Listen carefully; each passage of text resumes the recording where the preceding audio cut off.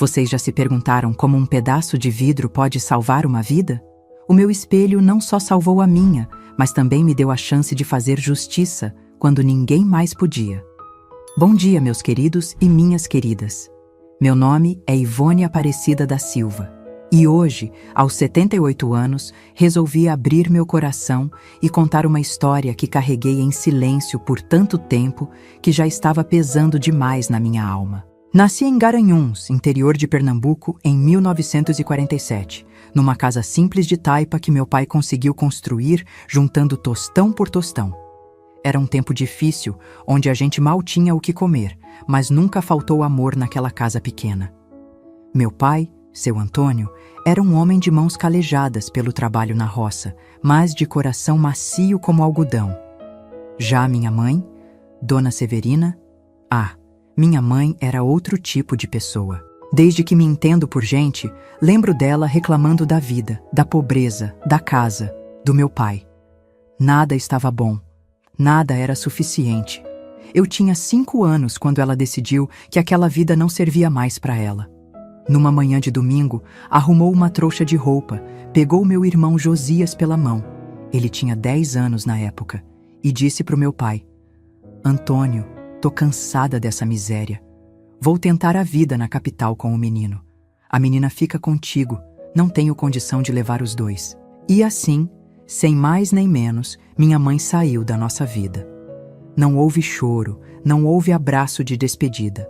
Ela simplesmente virou as costas e foi embora, levando meu irmão e deixando um vazio que meu pai tentou preencher com todo o amor que tinha. Vai ser só nós dois agora, minha florzinha, ele disse naquela noite, enquanto eu chorava sentindo falta do meu irmão. Mas o pai promete que vai cuidar de você direitinho, viu? E cuidou mesmo. Seu Antônio era pai e mãe para mim. Levantava de madrugada, preparava um mingau de fubá antes de ir para a roça, deixava tudo arrumadinho para quando eu acordasse. Voltava na hora do almoço, fazia uma comida simples mas gostosa e à noite sentava comigo para me ensinar as letras. Ele mal sabia ler, coitado, mas fazia questão que eu aprendesse. Estudo é a única coisa que ninguém pode tirar de você, minha filha. Ele dizia sempre, apontando as letras num jornal velho que alguém tinha dado para ele. O pai não teve essa chance, mas você vai ter. E assim cresci, na simplicidade daquela casa de taipa, com um pai que era tudo para mim. Quando completei 7 anos, ele conseguiu me matricular na escolinha do povoado. Era longe, eu andava quase 1 hora para chegar lá, mas ia feliz da vida com meu caderninho debaixo do braço, orgulhosa porque já sabia escrever meu nome, graças às aulas do meu pai. Da minha mãe e do meu irmão, não tínhamos notícia. De vez em quando chegava um conhecido de Recife e dizia: encontrei a Severina por lá, tá trabalhando numa casa de família. O menino tá com ela. E só. Nenhuma carta, nenhum recado direto. Era como se tivessem sumido no mundo, como se aqueles primeiros 5 anos da minha vida fossem apenas um sonho distante. Meu pai nunca falava mal dela na minha frente. Quando eu perguntava por que minha mãe tinha ido embora, ele só dizia: sua mãe precisava buscar um caminho diferente, minha filha. Às vezes a gente precisa fazer escolhas difíceis na vida. Na época eu não entendia, mas hoje sei que ele estava tentando preservar minha imagem dela, mesmo depois de ter sido abandonado com uma criança pequena para criar. Os anos foram passando, e aquela ferida do abandono foi cicatrizando aos poucos. Eu e meu pai criamos nossa própria rotina, nosso próprio jeito de ser família. Ele me ensinou a plantar, a cozinhar, a reconhecer as ervas do mato que serviam para remédio.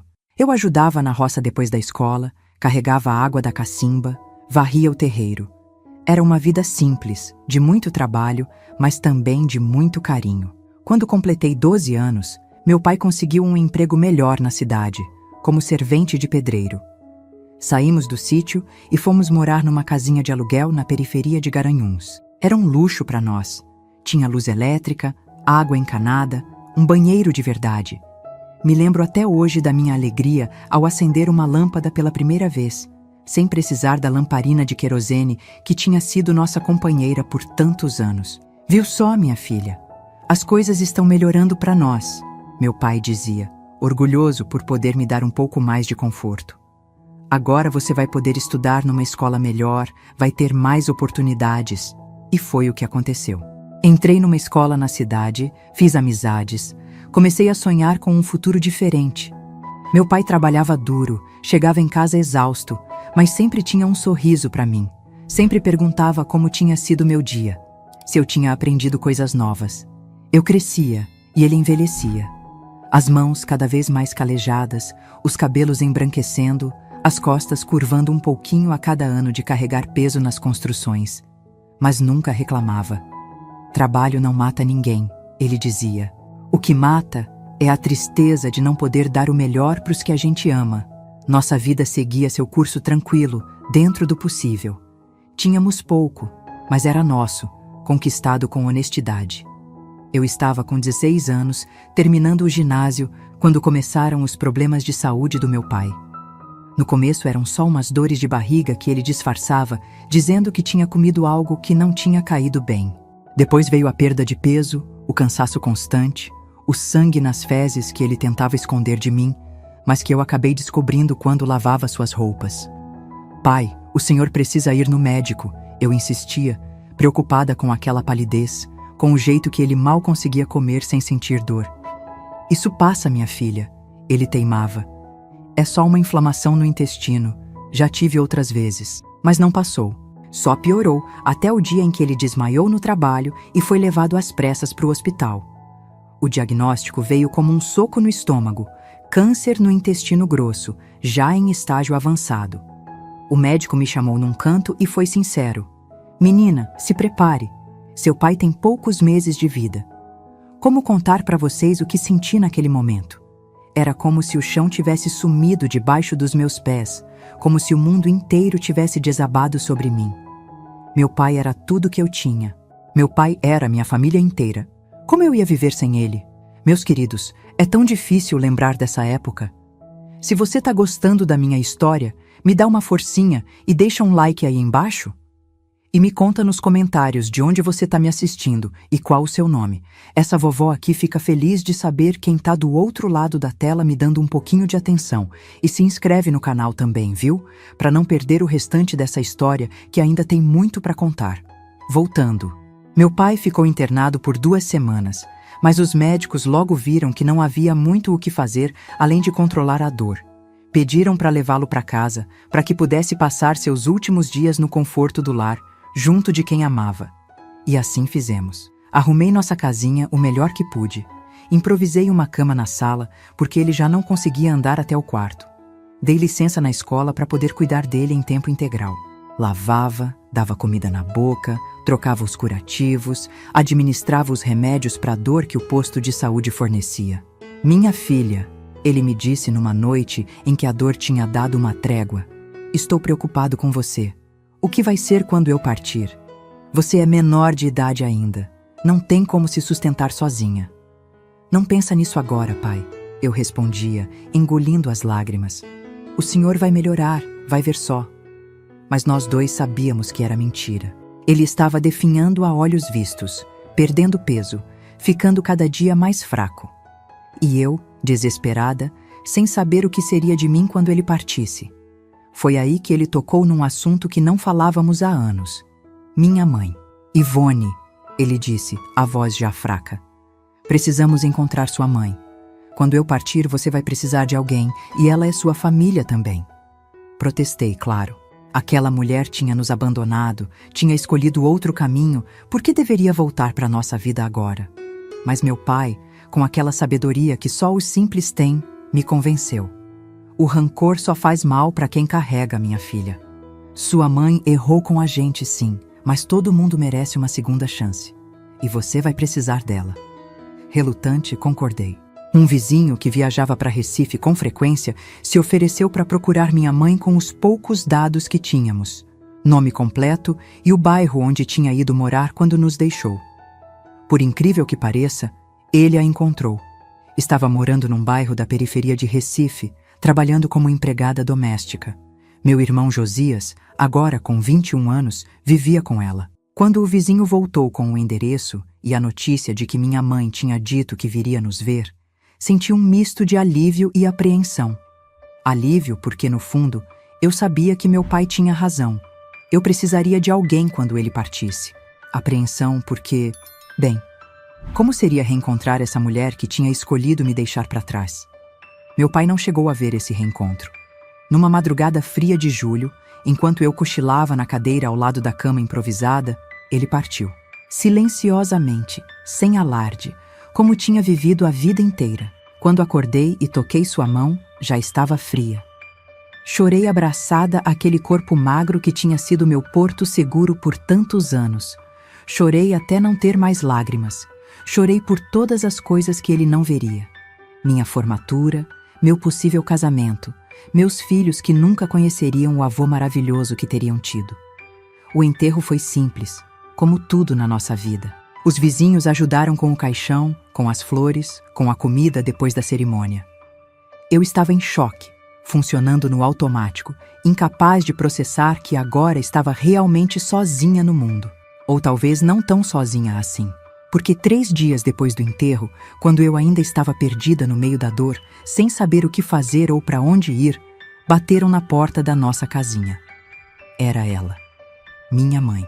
Dona Severina, mais velha, mais gasta pela vida, mas com os mesmos olhos duros que eu lembrava da infância. E ao lado dela, um homem alto e magro que demorei a reconhecer como meu irmão Josias.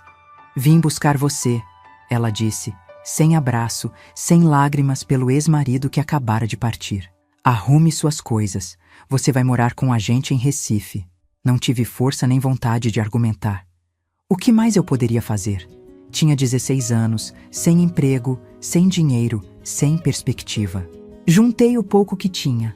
Algumas roupas, os documentos, uma foto do meu pai, e segui aquela mulher quase desconhecida e aquele irmão que mal lembrava para uma vida nova na capital. Mal sabia eu que estava saindo do paraíso, que tinha sido a vida com meu pai, para entrar num inferno que mudaria meu destino para sempre. A viagem até Recife foi longa e silenciosa.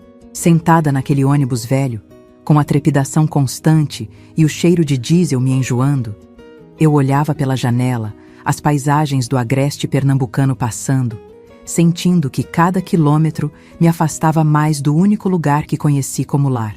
Minha mãe e meu irmão quase não falaram comigo durante toda a viagem. De vez em quando, ela me olhava de lado, como se estivesse me avaliando, medindo, calculando alguma coisa que eu não conseguia entender. Tá magra demais, foi um dos poucos comentários que ela fez. Não perguntou se eu estava bem, não mencionou meu pai, não quis saber como tinham sido aqueles anos todos. Era como se eu fosse uma estranha que ela tinha sido obrigada a buscar, não uma filha que não via há mais de 10 anos. Chegamos em Recife já de noitinha. O calor úmido da cidade grande me sufocava depois de tanto tempo vivendo no clima mais ameno de Garanhuns. Pegamos um ônibus urbano lotado, depois caminhamos por vielas estreitas num bairro que mais tarde vinha a saber que se chamava Água Fria. Casas pequenas, amontoadas, com fios de eletricidade formando teias caóticas sobre nossas cabeças.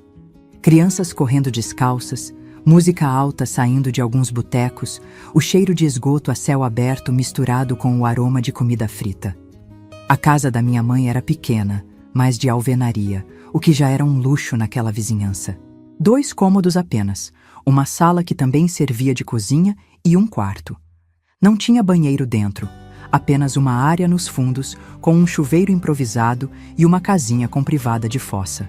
Você vai dormir aqui na sala, ela disse, apontando para um colchão fino encostado num canto. Eu e seu irmão ficamos no quarto. Assenti, sem energia para questionar, ainda entorpecida pela dor da perda do meu pai, pela mudança brusca, pelo futuro incerto que se desenhava à minha frente. Coloquei minha pequena trouxa de roupas num canto, me sentei no colchão e fiquei ali, olhando para o nada, perdida em pensamentos sobre como minha vida tinha virado de cabeça para baixo em tão pouco tempo.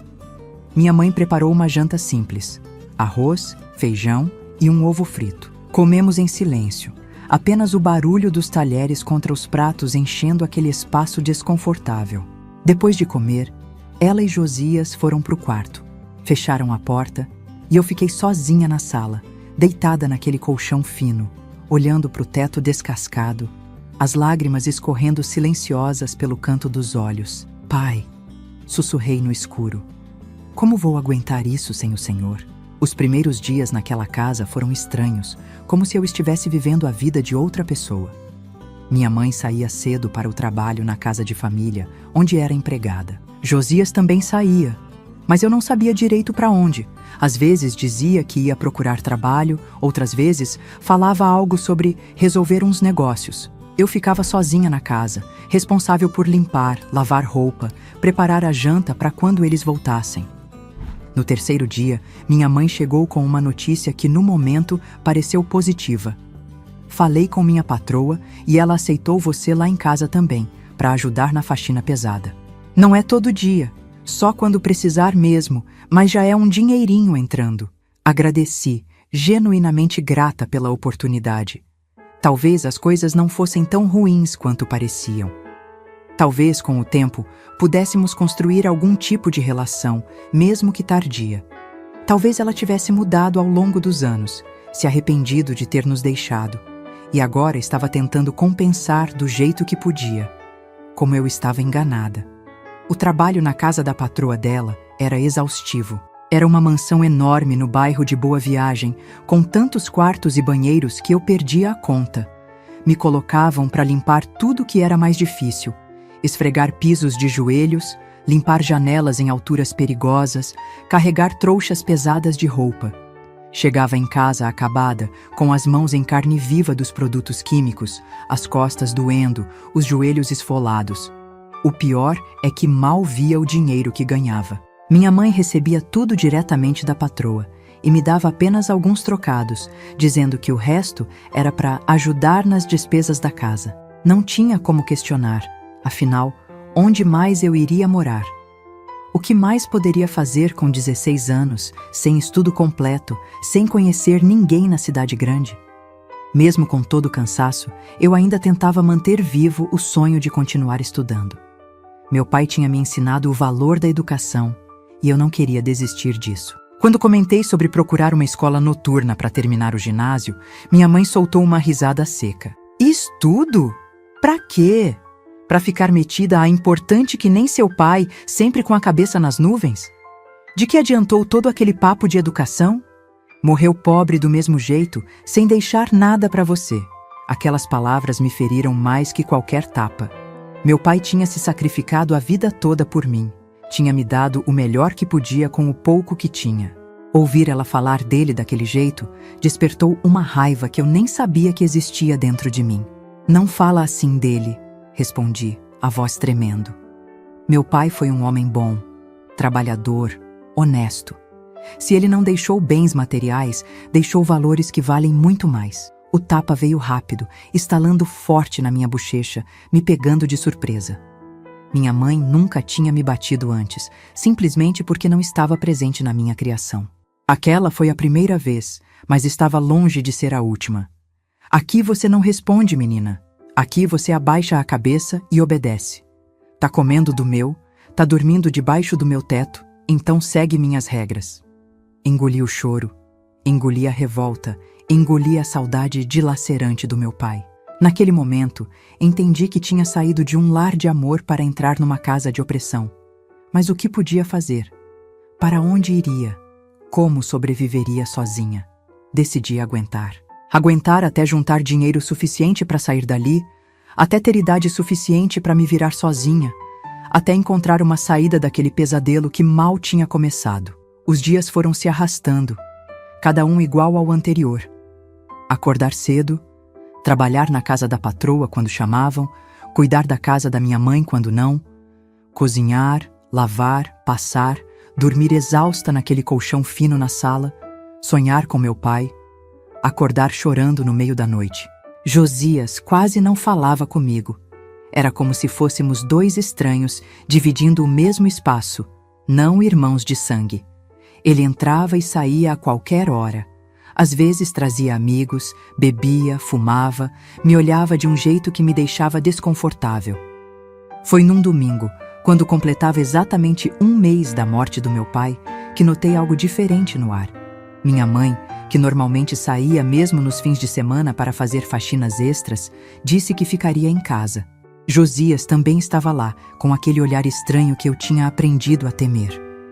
Os dois cochichavam pelos cantos, paravam de falar quando eu me aproximava, trocavam olhares que não conseguia decifrar. "Vá tomar um banho, menina!" Minha mãe ordenou de repente, no meio da tarde. "Se arrume direito. Tenho uma surpresa para você." Surpresa? Que tipo de surpresa aquela mulher amarga poderia ter para mim? Desconfiada, mas sem opção além de obedecer, fui até o pequeno banheiro nos fundos. A água fria do chuveiro improvisado me arrepiou a pele, mas já tinha me acostumado àquilo. Lavei o cabelo com o sabão de coco que servia para tudo. Esfreguei o corpo cansado, tentando imaginar que surpresa seria aquela. Talvez, pensei num lampejo de esperança, ela tivesse se tocado do sofrimento que eu estava passando. Talvez tivesse decidido me matricular numa escola, ou me dar uma folga do trabalho pesado, ou simplesmente ter uma conversa sincera, de mãe para filha, depois de tantos anos separadas. Como eu era ingênua. Voltei para dentro de toalha, pois não tinha levado roupa limpa para o banheiro. Entrei na sala esperando poder ir até meu cantinho, onde guardava minhas poucas peças de roupa, para me vestir em paz. Mas ao entrar, congelei na porta. Minha mãe estava sentada numa cadeira, com uma expressão que misturava expectativa e uma espécie de satisfação cruel. Ao lado dela, de pé, Josias me encarava com um olhar que fez meu sangue gelar. E o pior, tinha outro homem lá, um desconhecido de meia idade, barrigudo, com um bigode grosso e cabelos ralos, me olhando de cima a baixo como se eu fosse um pedaço de carne no açougue. Quem é esse?" perguntei, apertando a toalha contra o corpo, sentindo uma vulnerabilidade que nunca tinha experimentado antes. "É o seu Valdomiro." Minha mãe respondeu com naturalidade, como se fosse a coisa mais normal do mundo. "Amigo do seu irmão. Veio te conhecer." "Me conhecer? Daquele jeito, com aquele olhar, enquanto eu estava de toalha?" Um alarme soou na minha cabeça. Algo estava muito errado ali. "Deixa eu me vestir primeiro", falei, tentando passar por eles para chegar até minhas roupas. Mas Josias bloqueou meu caminho, segurando meu braço com força. "A surpresa é agora, maninha", ele disse, com um sorriso que não chegava aos olhos. "Mãe quer te mostrar uma coisa importante." Foi então que percebi algo que não tinha notado antes. Um espelho grande, daqueles de corpo inteiro, que nunca tinha estado ali. Estava posicionado estrategicamente num canto da sala, voltado para o pequeno sofá rasgado. "O que está acontecendo aqui?" perguntei, o pânico começando a subir pela minha garganta, minhas pernas tremendo tanto que achei que cairia ali mesmo. "Acontece, Ivone", minha mãe disse, levantando-se e vindo na minha direção com aqueles olhos duros que eu tinha aprendido a temer. "Que já tá na hora de você aprender a ser útil de verdade nessa casa. Tá na hora de você entender como uma mulher consegue as coisas na vida." Naquele momento, entendi o horror que me aguardava. Entendi o que aquele espelho significava. Por que aquele homem nojento estava ali? Por que meu irmão me segurava com tanta força que seus dedos deixavam marcas na minha pele? Tentei gritar, tentei me soltar, tentei correr, mas onde iria? Quem me ajudaria? Numa vizinhança onde gritos eram comuns? Onde cada um cuidava da própria vida para conseguir sobreviver? Quem viria em socorro de uma menina de 16 anos contra a própria família? O que aconteceu a seguir foi o início de um pesadelo que duraria muito mais tempo do que eu poderia suportar. Um pesadelo diante de um espelho que, ironicamente, um dia se tornaria minha única esperança de salvação. Hoje você vai aprender a servir um homem, não viver que nem um carrapato sugador de dinheiro aqui em casa. Vai aprender de verdade, não que nem aquela trouxa do teu pai te ensinou. As palavras da minha mãe cortaram o ar como facas afiadas, enquanto Josias me arrastava em direção àquele sofá velho, rasgado, posicionado de frente para o espelho que nunca tinha estado ali antes. Eu me debatia, tentava me soltar, mas meu irmão era muito mais forte. Tinha crescido naqueles anos todos longe de mim. Não era mais o menino que eu lembrava brincando no quintal da nossa casa em Garanhuns. Era um homem agora, com músculos endurecidos e uma crueldade nos olhos que eu não reconhecia. "Deixa eu ir, Josias, pelo amor de Deus", implorei, as lágrimas já escorrendo pelo meu rosto. "Sou sua irmã." Ele apenas riu. Uma risada seca, sem humor, sem vida. Irmã, você nunca foi minha irmã. Você ficou com o velho, teve a vida boa enquanto a gente ralava aqui na capital. Agora é sua vez de trabalhar de verdade. Trabalhar? Eu já trabalhava até a exaustão naquela casa e na casa da patroa da minha mãe. O que mais queriam de mim? A resposta veio na forma daquelas mãos brutas me jogando no sofá, a toalha sendo arrancada do meu corpo com violência, me deixando exposta, vulnerável, humilhada diante daquele espelho grande que refletia meu terror. O homem, seu Valdomiro, se aproximou, lambendo os lábios grossos, os olhos pequenos brilhando com uma excitação doentia. Segura ela direito, minha mãe ordenou a Josias, e faz ela olhar para o espelho. Quero que ela veja, que aprenda como é que se faz. Não vou descrever em detalhes o que aconteceu naquela sala pequena, naquele sofá imundo, diante daquele espelho cruel. Há coisas que são pesadas demais para colocar em palavras, feridas que mesmo depois de tantas décadas ainda sangram quando tocadas. Só posso dizer que naquele dia perdi muito mais que minha inocência.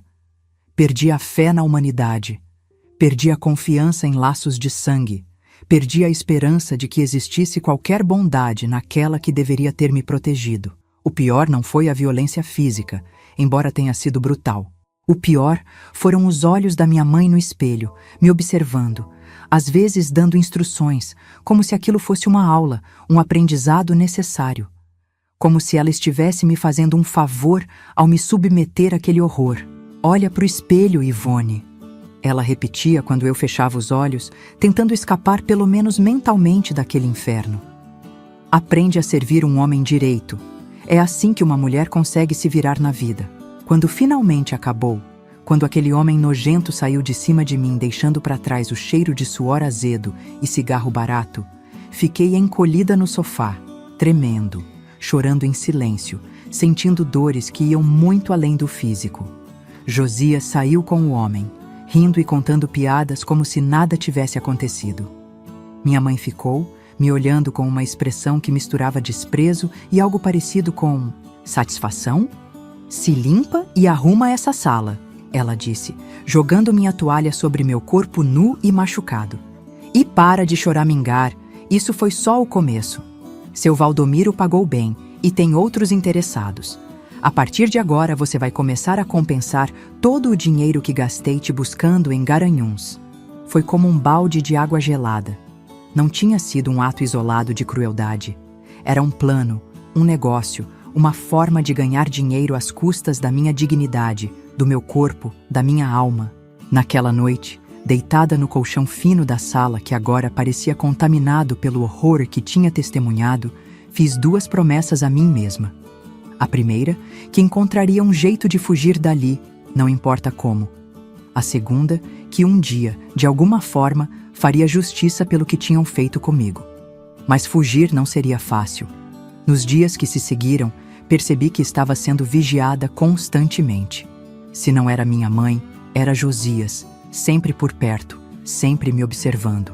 Não me deixavam sair sozinha, não me deixavam falar com ninguém, além do estritamente necessário.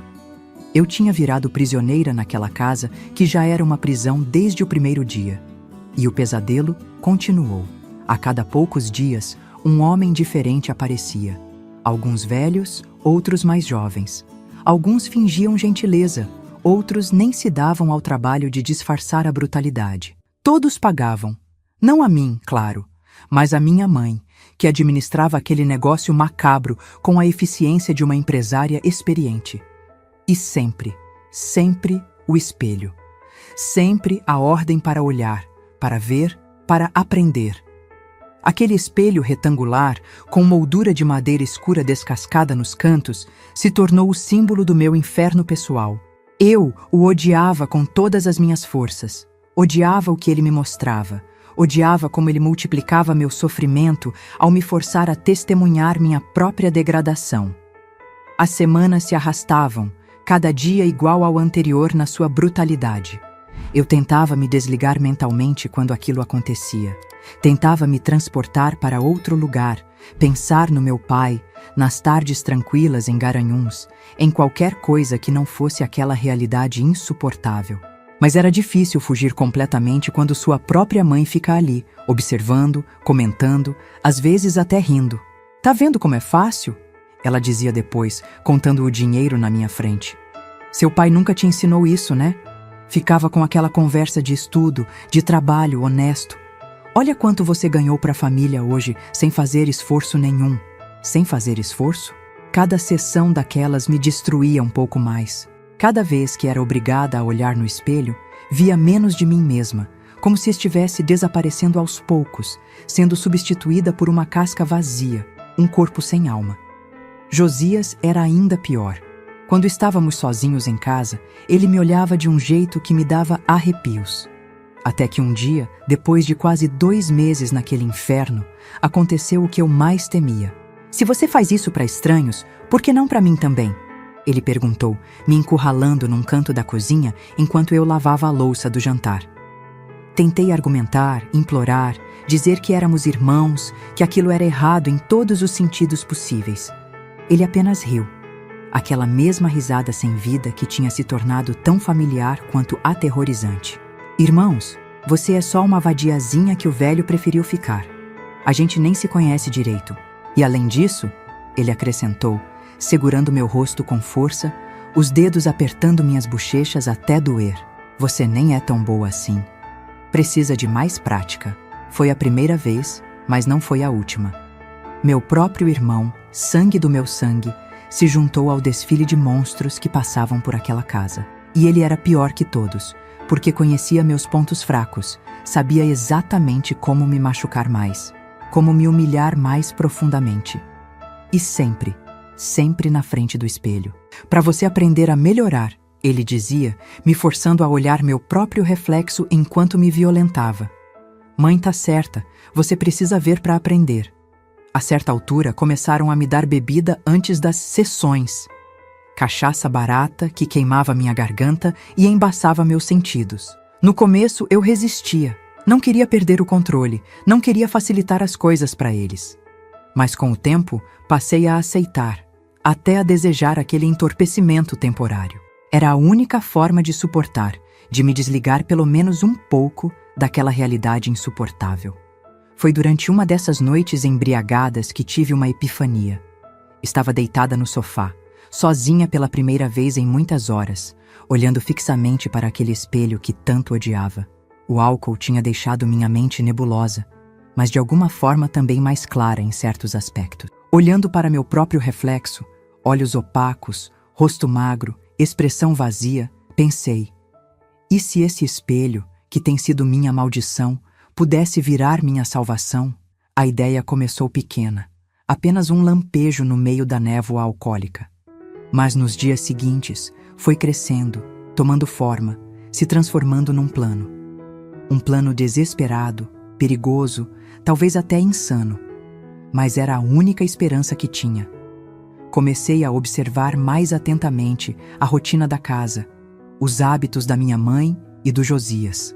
Notei que nas terças-feiras ela ficava até mais tarde na casa da patroa, e que às quintas Josias costumava sair com amigos e só voltar de madrugada.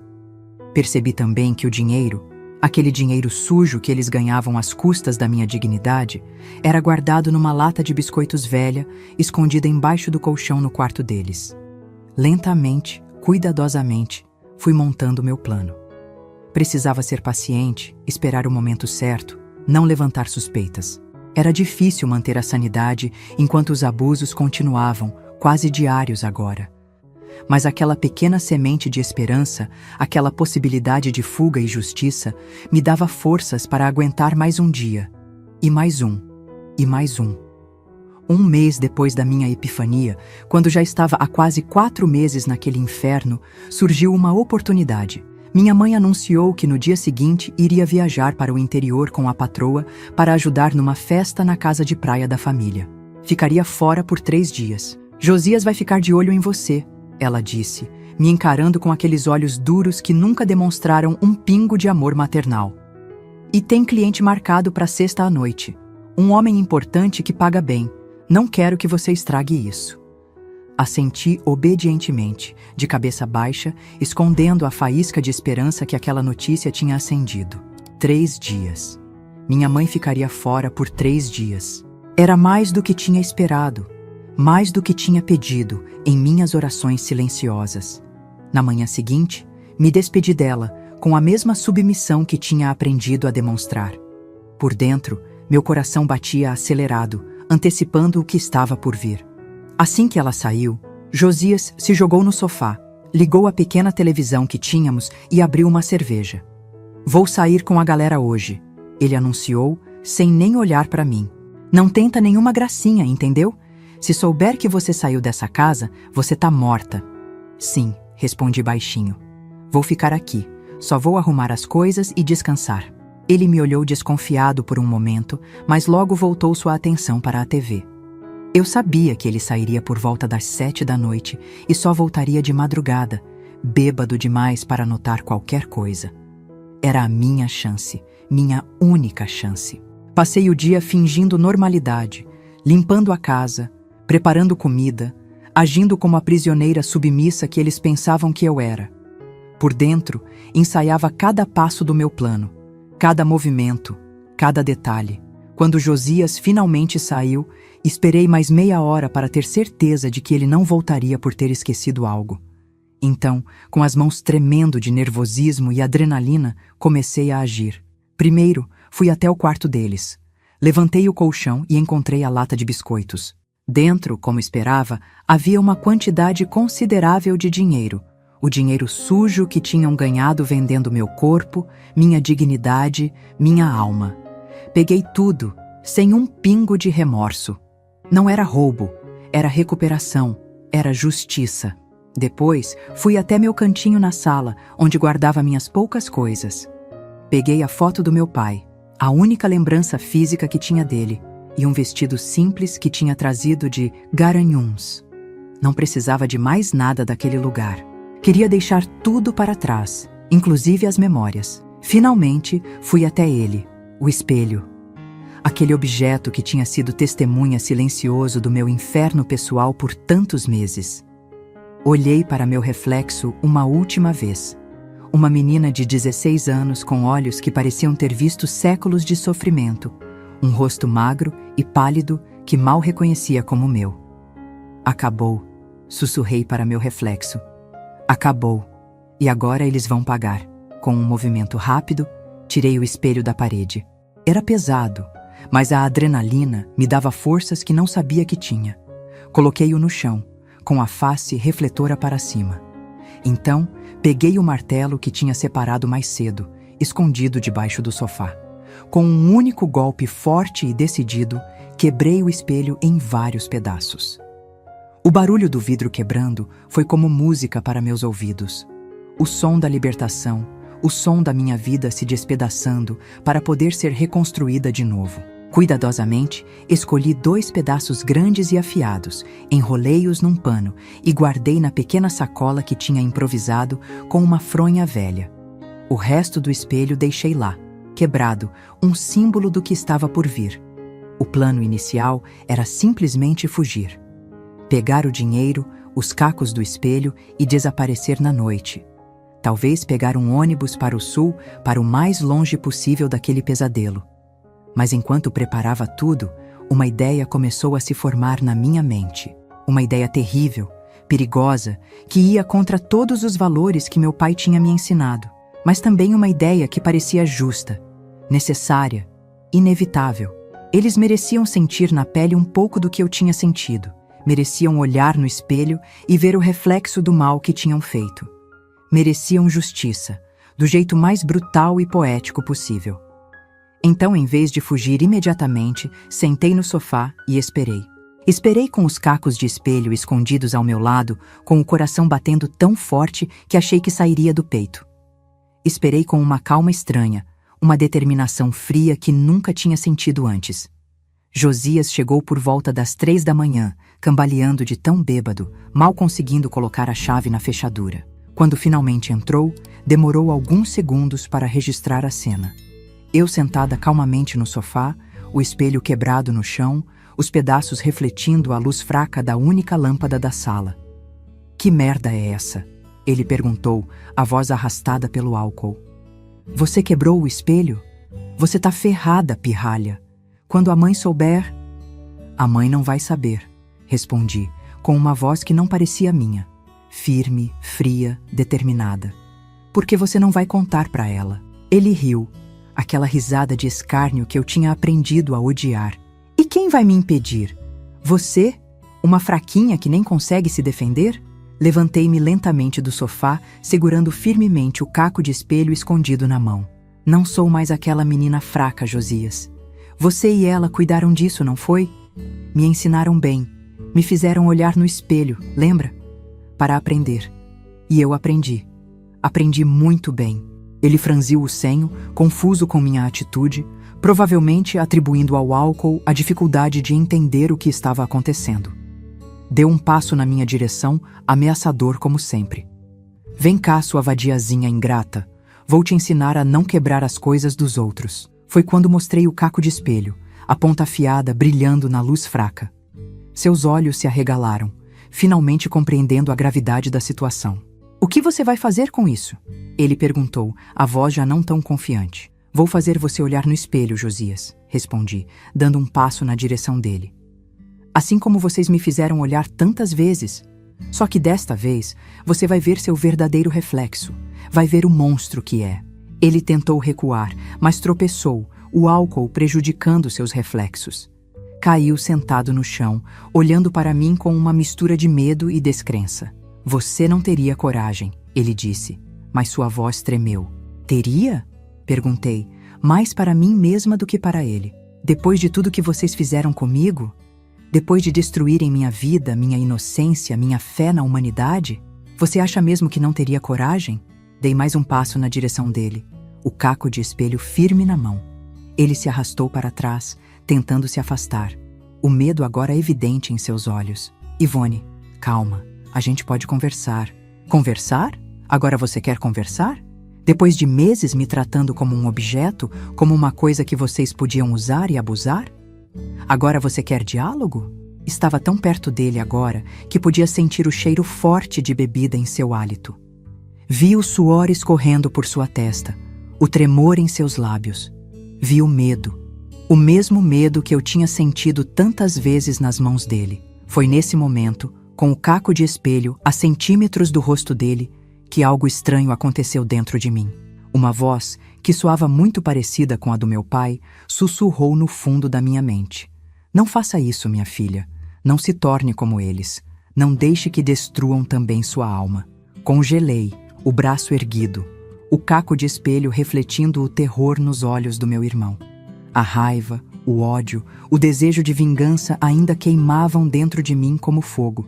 Mas aquela voz que me lembrava de quem eu realmente era, de onde eu vinha, dos valores que tinha aprendido com o homem que me criou com tanto amor.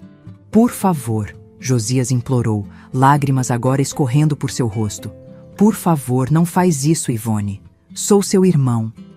Irmão? Repeti, a voz trêmula de emoção contida. Você nunca foi meu irmão. Um irmão protege, cuida, respeita. Você é apenas um monstro que por acaso tem o mesmo sangue que eu. E então, num movimento que surpreendeu a nós dois, abaixei o braço. Não por medo, não por fraqueza, mas por escolha. Por uma decisão consciente de não me tornar como eles, de não deixar que aquele lugar, aquelas pessoas, aquelas experiências destruíssem o último resquício de humanidade que ainda existia dentro de mim. Você não vale a pena, disse, dando um passo para trás.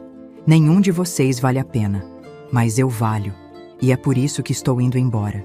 A expressão de alívio no rosto dele foi rapidamente substituída por confusão, depois por raiva. Você não vai a lugar nenhum, ele disse, tentando se levantar, mas ainda desequilibrado pelo álcool.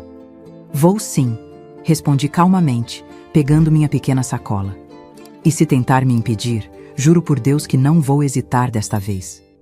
Ergui novamente o caco de espelho, deixando claro que não estava blefando. Ele recuou, caindo sentado novamente. Ela vai te encontrar, ele ameaçou, o ódio agora evidente em sua voz. Não importa onde você vá, ela vai te achar e vai fazer você pagar. Que tente, respondi, caminhando em direção à porta. Mas diga a ela que estou levando o dinheiro. Todo aquele dinheiro sujo que vocês ganharam vendendo meu corpo.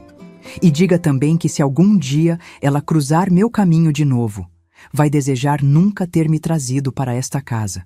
Antes de sair pela porta, olhei uma última vez para trás, para o espelho quebrado no chão, para o meu irmão caído entre os cacos, para aquela sala pequena que tinha sido meu inferno particular por quase 4 meses. Adeus, Josias, disse, com uma calma que vinha da certeza de estar fazendo a coisa certa. Espero que um dia você olhe no espelho e veja o monstro que se tornou, e que essa visão te atormente pelo resto da vida, assim como me atormentou. Com essas palavras, saí para a noite. Saí para a liberdade, para um futuro incerto, mas que não poderia ser pior do que o passado que estava deixando para trás.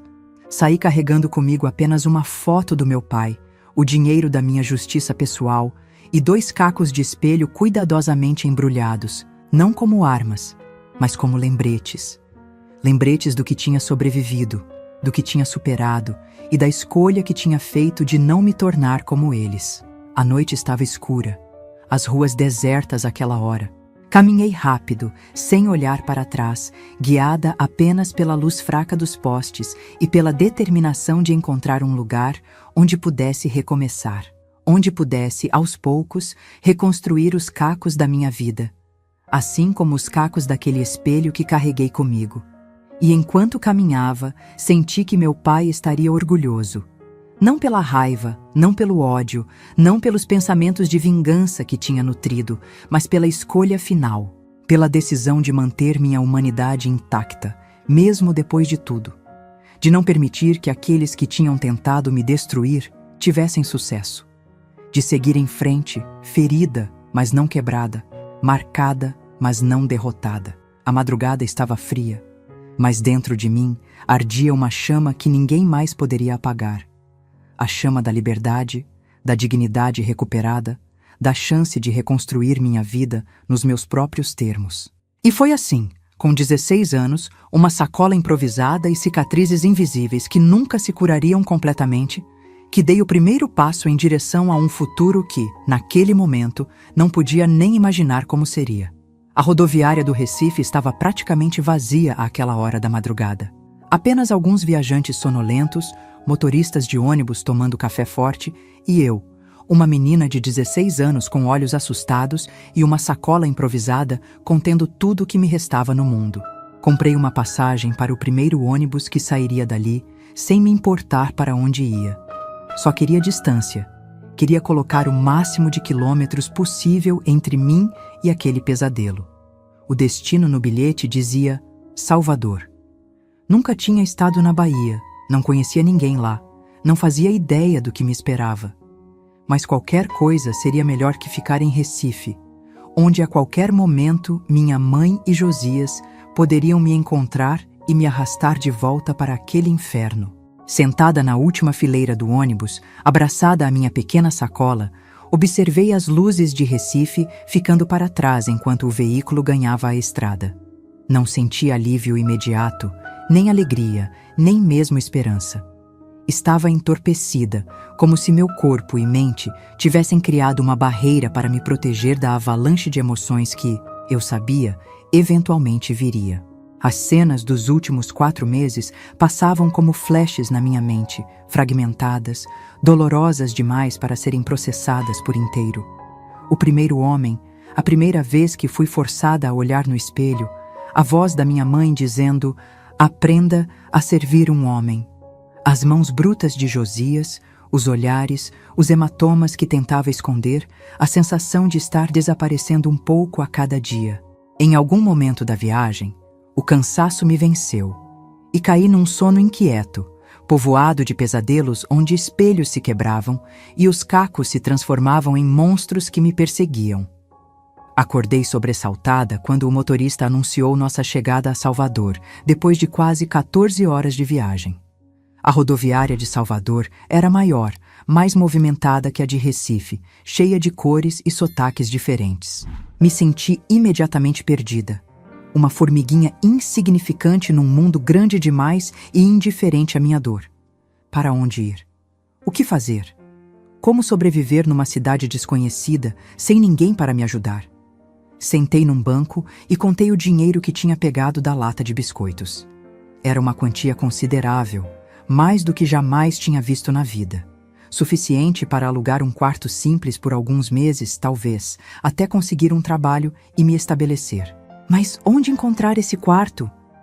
Como uma menina de 16 anos, sozinha, conseguiria alugar qualquer coisa sem levantar suspeitas? Moça, tá perdida? A voz me assustou.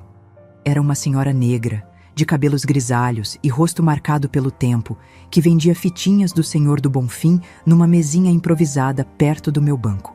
Hesitei antes de responder.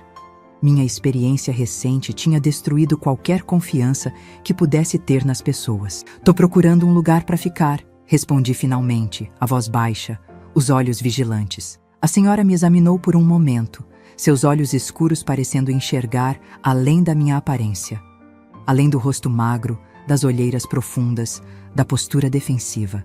"Você fugiu de casa, não foi?" Ela perguntou, sem julgamento na voz. Não respondi, mas meu silêncio foi resposta suficiente. "Deve ter seus motivos", ela continuou, assentindo como se conversasse consigo mesma. "Uma menina não sai por aí sozinha, a não ser que o que deixou para trás seja pior que o desconhecido." Senti lágrimas queimando nos olhos, mas as segurei. Tinha chorado demais nos últimos meses. Lágrimas não resolviam nada. "Minha filha tem uma pensão lá no Pelourinho", a senhora disse após um momento de silêncio. "Não é nada chique, mas é limpo e seguro. Ela talvez possa te dar um quarto em troca de ajuda na limpeza e na cozinha. Se você quiser, posso te levar até lá." Desconfiei, claro. Depois de tudo que tinha passado, como não desconfiar? Mas algo naquela senhora, na sinceridade do seu olhar, no jeito simples de falar, me deu coragem para aceitar. E além disso, que escolha eu tinha? Ficar vagando pelas ruas de uma cidade desconhecida? Dona Dalva, esse era o nome dela, me levou até a pensão da filha, um casarão antigo no coração do Pelourinho, com paredes descascadas, mas limpas, corredores estreitos e uma escada de madeira que rangia a cada passo. O lugar tinha cheiro de café fresco e alfazema, e abrigava uma mistura curiosa de estudantes, trabalhadores e alguns turistas econômicos. Zulmira, a filha de Dona Dalva, era uma mulher forte, de voz potente e gestos largos. Ouviu a história que inventei, que meus pais tinham morrido e eu tinha vindo para Salvador procurar trabalho, com um olhar que dizia claramente que não acreditava em uma palavra, mas não ia me pressionar. "Tem um quartinho nos fundos", ela disse, me mostrando um espaço pequeno, mas limpo, com uma cama estreita, um armário velho e uma janela que dava para um pátio interno. "Você pode ficar aqui em troca de ajuda na limpeza e na cozinha, como minha mãe falou. E vou te pagar um pequeno salário também, para você ter seu dinheiro. Mas nada de confusão, entendeu? Esta é uma casa de respeito." Aceitei imediatamente. Grata pela oportunidade, pela gentileza inesperada, pela chance de recomeçar.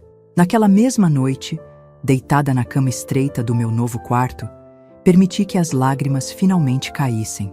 Não eram só lágrimas de tristeza ou trauma, embora houvesse muito disso, mas também de alívio. Alívio por ter escapado, por estar longe deles, por ter encontrado um lugar seguro para ficar, pelo menos por enquanto. Mas escapar fisicamente era apenas o começo. Os pesadelos continuavam, quase todas as noites.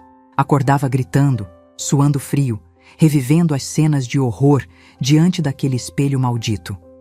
Durante o dia, qualquer toque inesperado, qualquer movimento brusco de algum hóspede do sexo masculino me fazia entrar em pânico. Tinha ataques de choro sem motivo aparente, momentos em que meu corpo inteiro tremia sem controle.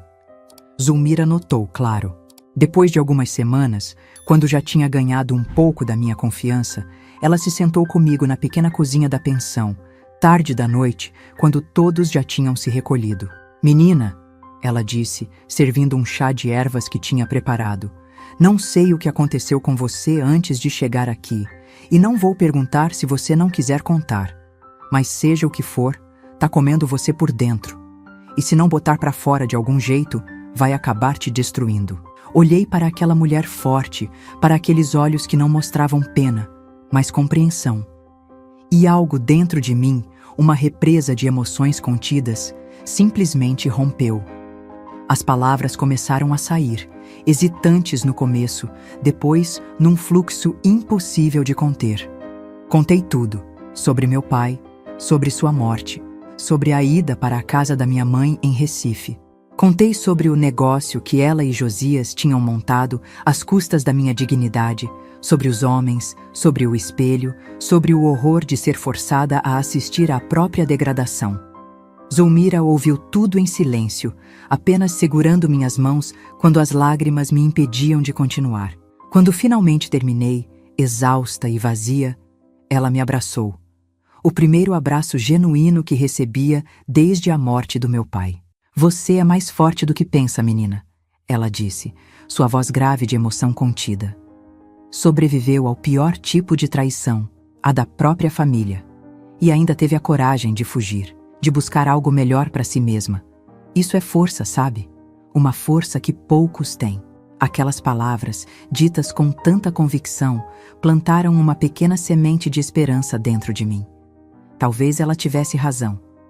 Talvez houvesse força em sobreviver, em continuar, em não permitir que me destruíssem completamente. Nos meses que se seguiram, trabalhei duro na pensão, limpando quartos, ajudando na cozinha, aprendendo a administrar o pequeno negócio.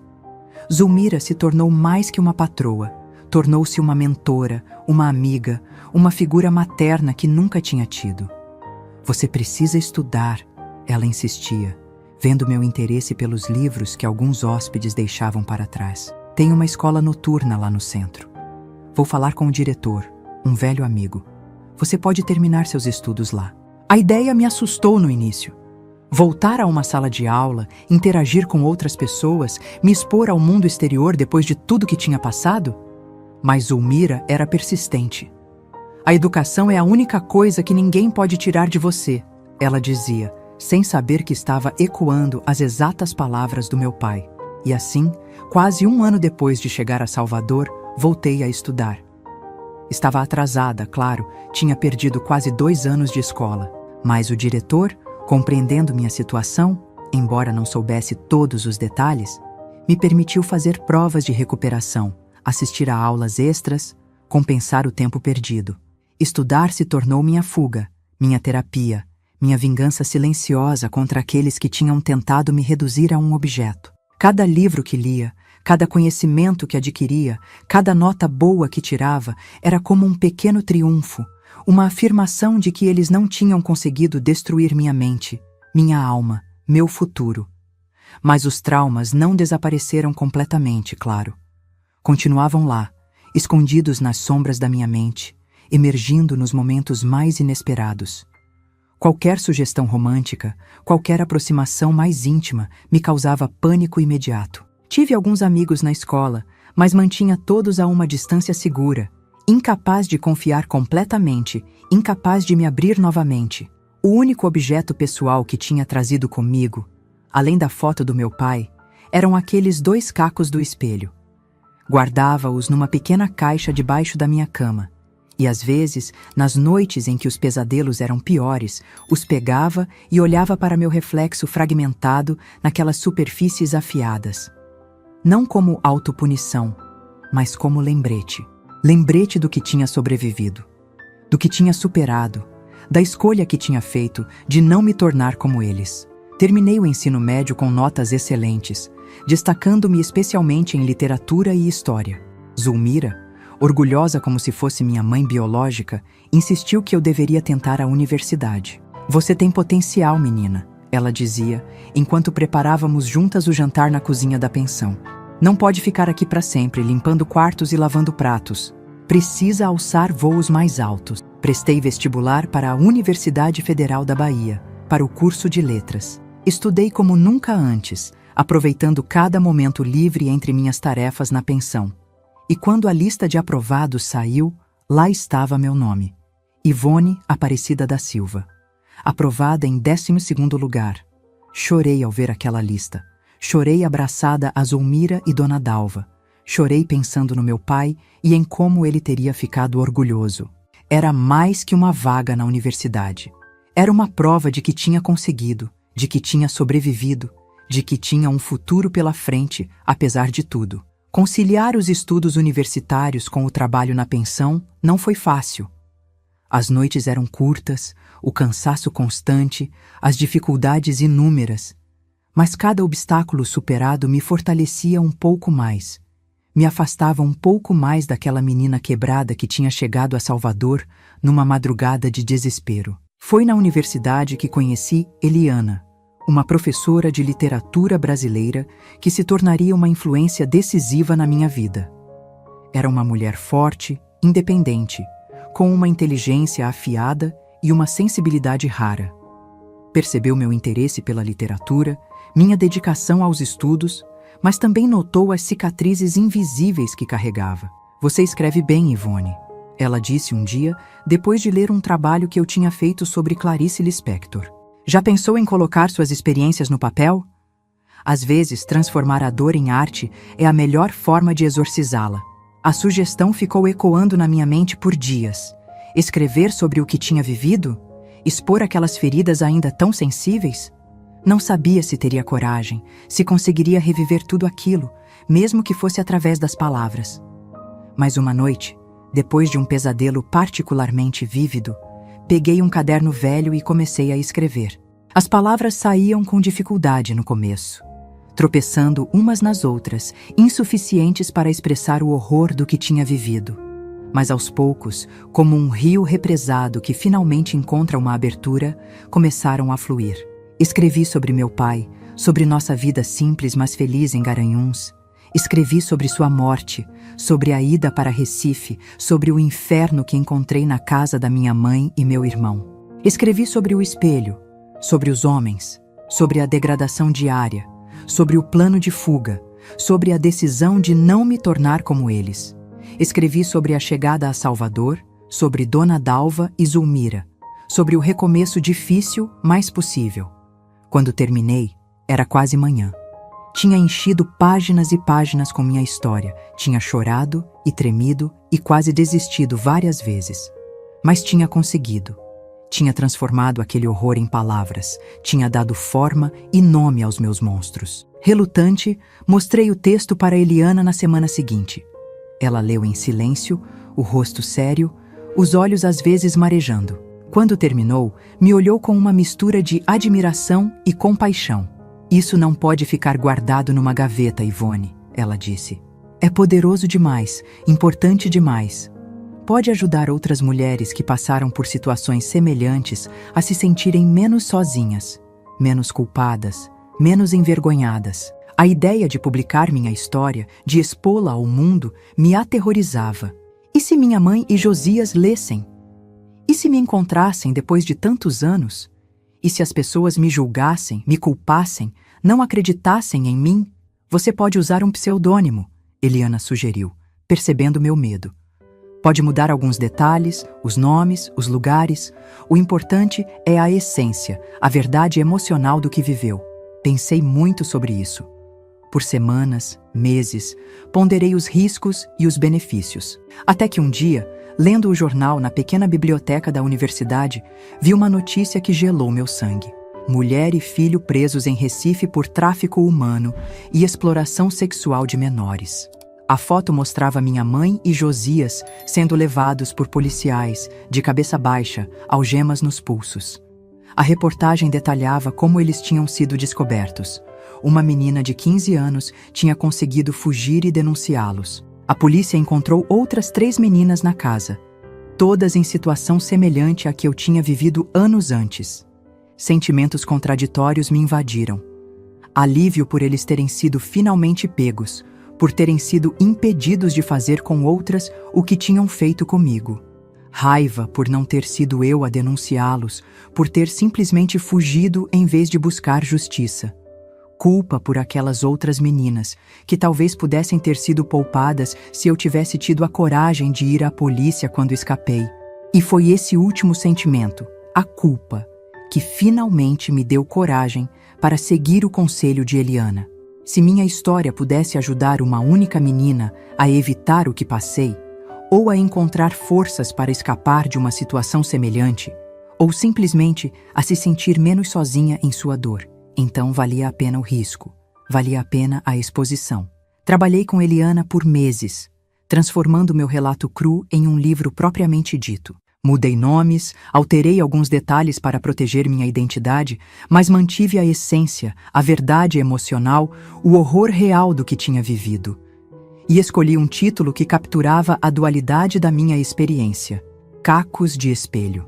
O livro foi publicado por uma pequena editora de Salvador quando eu estava no último ano da faculdade. Não foi um best-seller, não apareceu nas grandes vitrines das livrarias, mas encontrou seu caminho até as mãos de quem precisava lê-lo. Começou a circular em grupos de apoio a mulheres vítimas de violência, em abrigos, em organizações que lutavam contra o tráfico humano e a exploração sexual. E as cartas começaram a chegar.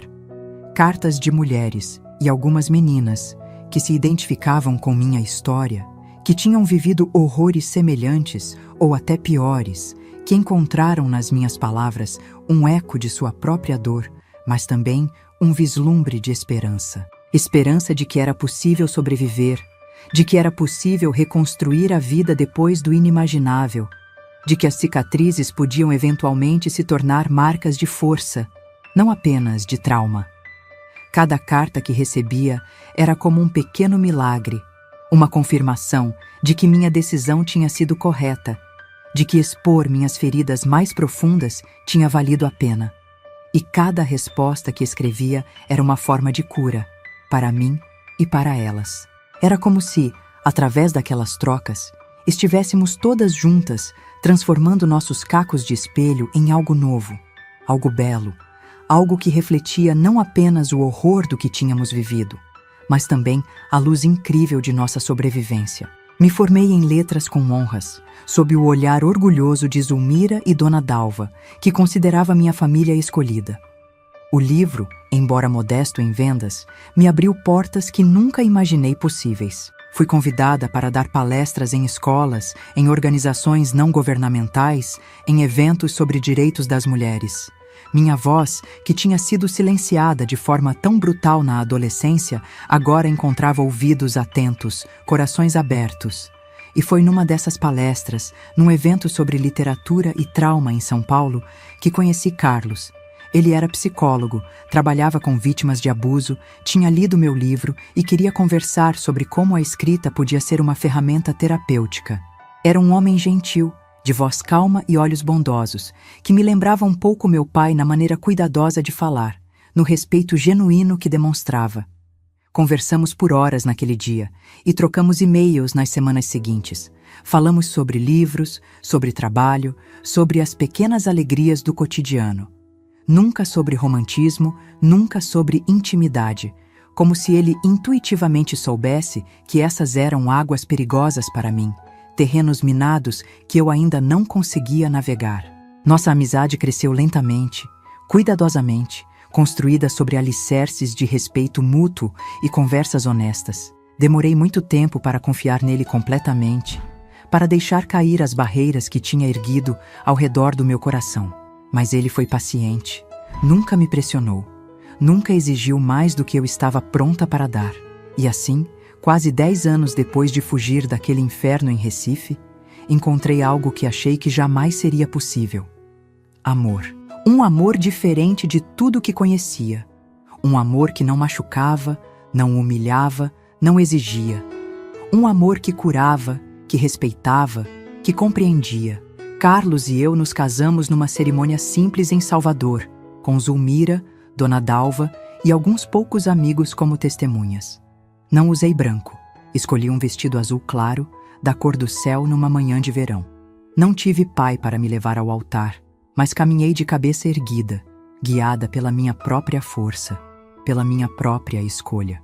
Nossa vida juntos foi construída com cuidado e paciência. Tivemos uma filha, a quem demos o nome de Antônia, em homenagem ao meu pai. E quando ela nasceu, olhando para aquele rostinho perfeito, para aqueles olhinhos curiosos que ainda não conheciam a maldade do mundo, fiz uma promessa silenciosa. Ela nunca, jamais, conheceria o tipo de horror que eu tinha conhecido. Seria protegida, amada, respeitada. Saberia desde o início o seu valor, a sua força, o seu direito a uma vida digna. Os anos foram passando, e a dor do passado, embora nunca tenha desaparecido completamente, foi se transformando em algo diferente. Não era mais um ferimento aberto, sangrando ao menor toque. Era mais como uma cicatriz antiga, ainda visível, ainda sensível em certos dias, mas não mais debilitante, não mais definidora. Continuei escrevendo, não apenas sobre trauma e dor, mas também sobre cura, sobre recomeços, sobre a incrível capacidade humana de encontrar luz mesmo nas trevas mais profundas.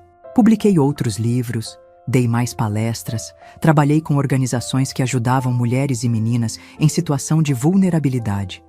E guardei aqueles 2 cacos de espelho, não mais como lembrete do horror, mas como símbolo da minha jornada, da minha força, da minha capacidade de transformar até mesmo os instrumentos da minha tortura em ferramentas de libertação.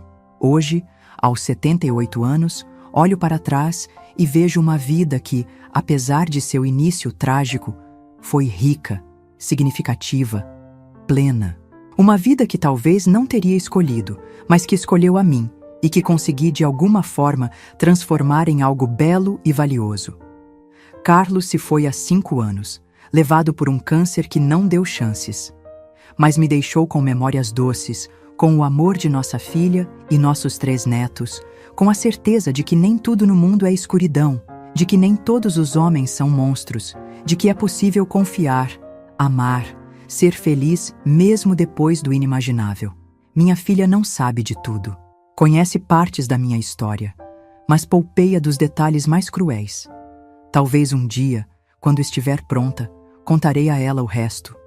Ou talvez deixe que leia estas palavras depois que eu partir, quando já não estiver aqui para ver a dor em seus olhos, o horror em seu rosto ao descobrir o que sua mãe viveu. Por enquanto, me contento em ser apenas a vovó Ivone, com rugas no rosto e histórias para contar.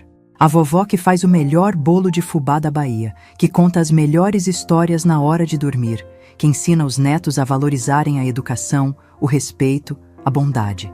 E às vezes, quando estou sozinha, pego aqueles cacos de espelho da pequena caixa onde os guardo há mais de 6 décadas.